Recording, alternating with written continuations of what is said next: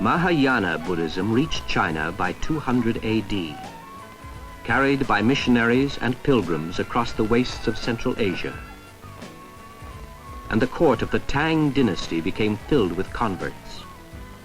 Here, Buddhist scholars met the believers of other great religions: Confucians, Taoists, Zoroastrians, Manichaeans, and even Christians.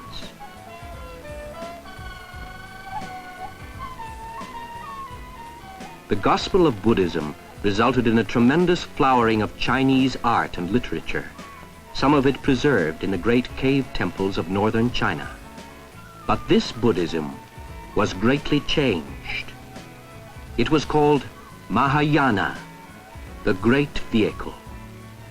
In it, the austere figure of Gautama was replaced by a glorious redeemer, Amitabha, the Buddha of infinite light. This same doctrine was carried to Nepal by monks from India. The Indian Buddhists had been greatly influenced by Hindu philosophy, and in the 7th century, their beliefs spread to Tibet, where traditions of magic, mysticism, and yoga have remained up to the present time. It became a country ruled by Buddhist monks called lamas. Though the popular Buddhism of Tibet was marked by magic and demon worship, the lives of many of the monks are filled with learning and devotion. In the 8th century, the gospel of Amitabha, the Redeemer, spread from China to Japan.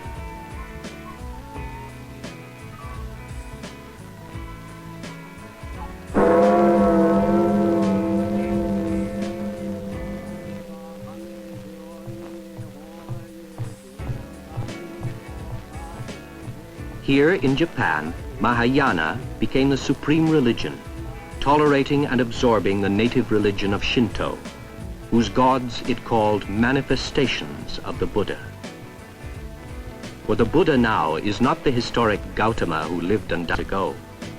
He was only one incarnation of the universal Buddha nature that is working in every age, in countless worlds, for the salvation of all living things. The Mahayana scriptures teach that every living thing is a Buddha in the making, and that nirvana is not to be found by conscious thought, but by faith and communion in the universal Buddha nature that is in all life and all time.